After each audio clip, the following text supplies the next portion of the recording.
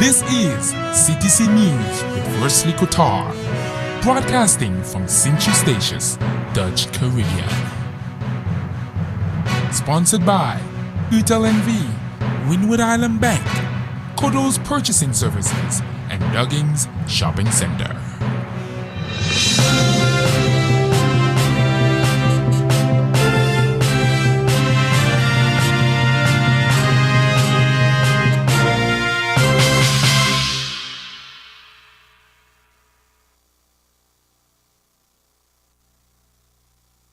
It's Monday, May 13, 2013 on the Golden Rock. Good evening, I am Wesley Kotar, and this is CTC News broadcasting live from CTC Studios at Statius Mall. Tonight in local news, Diabetic Foundation revived on Sint-Eustatius, Island Council meeting on Thursday, Island Government hosts Town Hall meeting, details in local news after a word from our sponsors.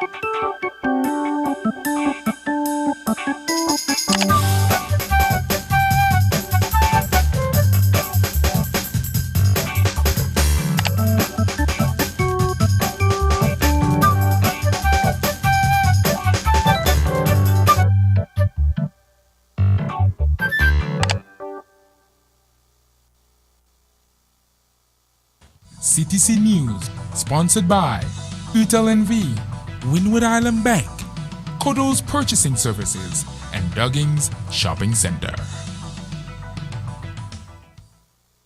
The Diabetic and Hypertension Foundation of Sint-Eustatius has been revived with a new board headed by President Dr. George Odongo, taking up the challenge to increase awareness in the community about these two diseases. The new board was introduced in a ceremony on Friday by Public Relations Officer Carla Duinkerk.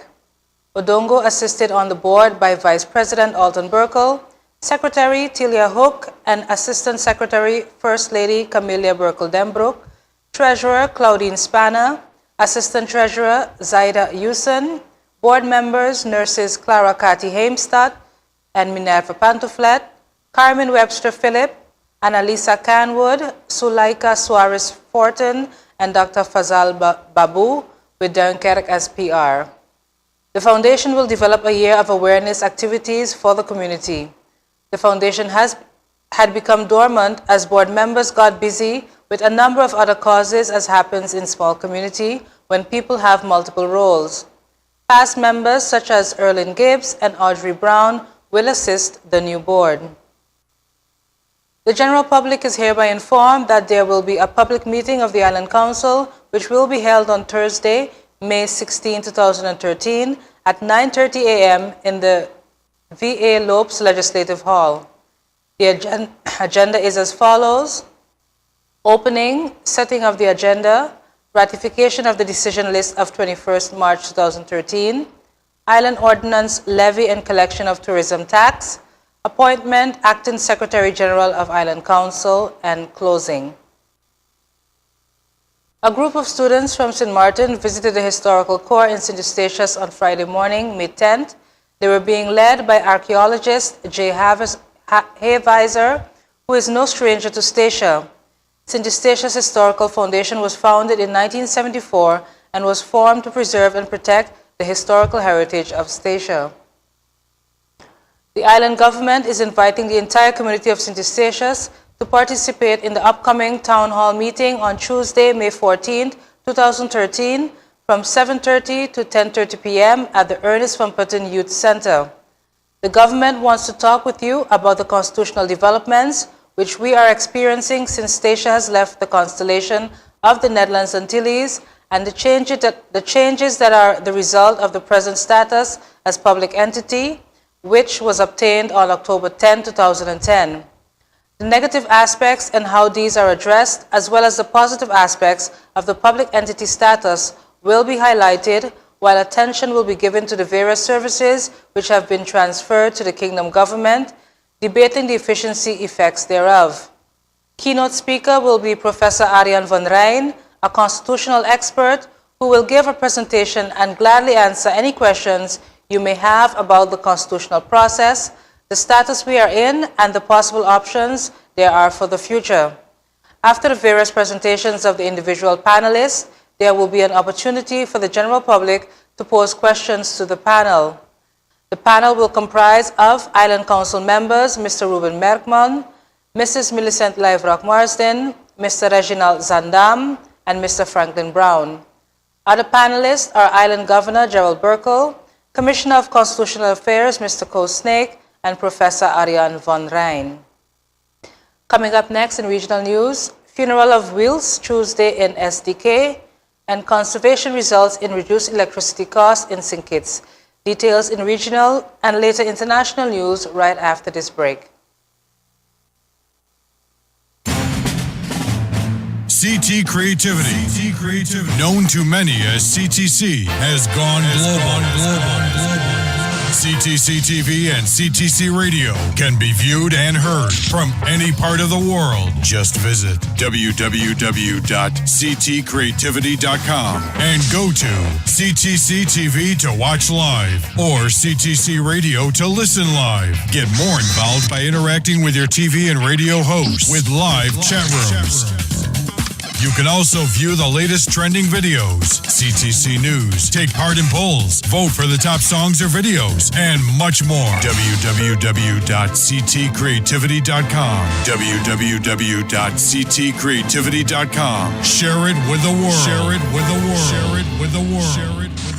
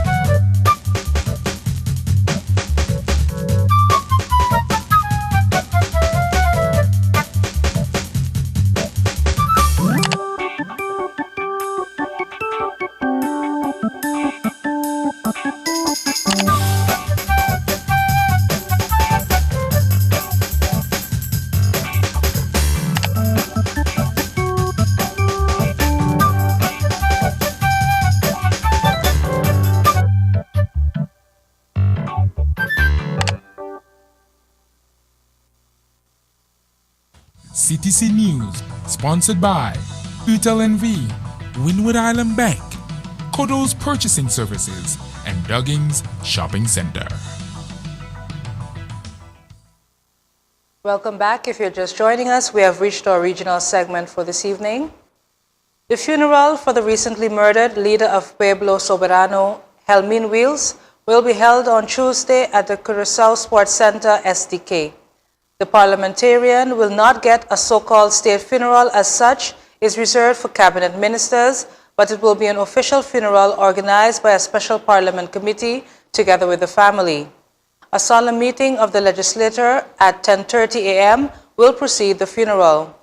Chairman Mike Franco and the 7 fraction leaders are expected to speak. It is not the first time that a parliamentarian died while in function on the island. Then Antillean Parliament member Leslie Novarro, brother of current caretaker Justice Minister Nelson, passed away in 1992, and the protocol used for that funeral will also be considered in this case.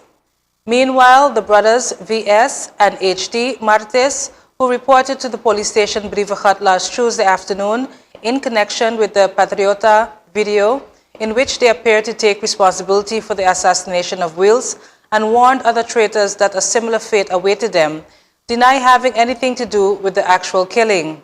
They claim it was a bad joke, but the judge of instruction prolonged their detention by 8 days on Friday. In addition to their threat being considered a serious matter, they remain suspects of premeditated murder. After the arrest, police officers conducted house searches at the residence of the suspects on Hydraweg in Jongbloed and at the family business on Comanche Straat, where the police officers found various items that are very important to the investigation. Further in regional news, as of the month end, residents of St. Kitts will notice a marked reduction in the overall cost of their electricity due to conservation practices. This was disclosed by Minister of Energy Earl Asim Martin at the first ever Energy Conservation Fair on Friday. The event was sponsored by the Ministry of Energy in collaboration with the St. Kitts Electricity Company and the Sugar Industry Diversification Foundation. Martin said the fair was intended as a means of educating the populace of St. Kitts and Nevis on ways, means, and methods in which they can conserve energy. He said the government's policy is to ensure that renewable energy is used in order to have an impact on the cost of electricity. This, he said, is closely tied to conservation because the ministry is of the view that any subsidy must be tied to conservation. Organization of American States Representative Starrett Green gave the rationale as to why the OAS is working with the government of St. Kitts and Nevis where energy is concerned. Green stressed that the existence of specific legal and regulatory provisions that deal with issues such as land and resource use and allocation of rights should first be securely in place. He said this would have the effect of avoiding future problems that would hinder the effective development of the energy sector and the advancement of renewable energy initiatives in St. Kitts and Nevis. Tonight in international news, new SARS deadly virus can likely pass person to person, World Health Organization says. World Health Organization officials said on Sunday it seemed likely a new coronavirus that has killed at least 18 people in the Middle East and Europe could be passed between humans, but only after prolonged contact. A virus from the same family triggered the outbreak of severe acute respiratory syndrome, also known as SARS, that swept the world after emerging in Asia and killed 775 people in 2003. On Sunday, French authorities announced that a second man had been diagnosed with the disease after sharing a hospital room with France's only other sufferer. World Health Organization Assistant Director General Keji Fakuda told reporters in Saudi Arabia, the site of the largest cluster of infections, there was no evidence so far the virus was able to sustain generalized transmissions in communities, a scenario that would raise the specter of a pandemic. But he added, of most concern is the fact that the different clusters seen in multiple countries increasingly support the hypothesis that where there is close contact, this novel coronavirus can transmit from person to person. There is a need for countries to increase levels of awareness, he said. A public health expert who declined to be identified said close contact meant being in the same small, enclosed space with an infected person for a prolonged period. The virus first emerged in the Gulf last year, but cases have also been recorded in Britain and France among people who had recently been in the Middle East. A total of 34 cases worldwide have been confirmed by blood tests so far. Saudi Deputy Health Minister for Public Health, Ziad Memish, told reporters that of 15 confirmed cases in the most recent outbreak in Al-Asa district of Eastern Province, 9 had died, 2 more than previously reported. And there you have it, folks, our news stories for this evening. Coming up next, your 3-day weather forecast for the islands of Seychelles, Saba, and St. Martin. Details and local weather conditions right after this break.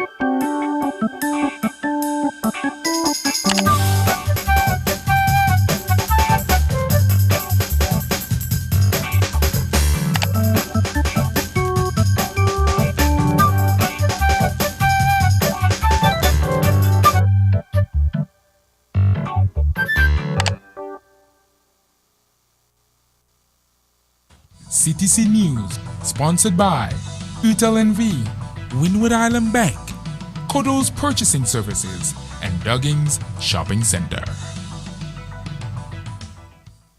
And now for your 3-day weather forecast, we will begin on Statia and Saba. Tonight, Monday, May 13th, scattered showers with temperatures of 86 degrees Fahrenheit, 50% chances of rain with the winds east at 15 miles per hour. Tomorrow, Tuesday, May 14th, scattered showers with temperatures of 83 degrees Fahrenheit, 50% chances of rain with winds east at 15 miles per hour. On Wednesday, May 15th, scattered showers with temperatures of 83 degrees Fahrenheit, 50% chances of rain with the winds east at 14 miles per hour. We now move on to St. Martin. Tonight, Monday, May 13th, scattered showers with temperatures of 86 degrees Fahrenheit, 50% chances of rain with winds east-southeast at 10 miles per hour. Tomorrow, Tuesday, May 14th, scattered showers with temperatures of 85 degrees Fahrenheit, 50% chances of rain with winds southeast at 10 miles per hour. Finally, on Wednesday, May 15th, scattered showers with temperatures of 85 degrees Fahrenheit, 50% chances of rain with the winds southeast at 9 miles per hour. And that was another edition of CTC News. Join us again on Wednesday as we continue to keep you informed on what's happening in local, regional, and international news. Thanks for joining us, and until next time, do have a good one.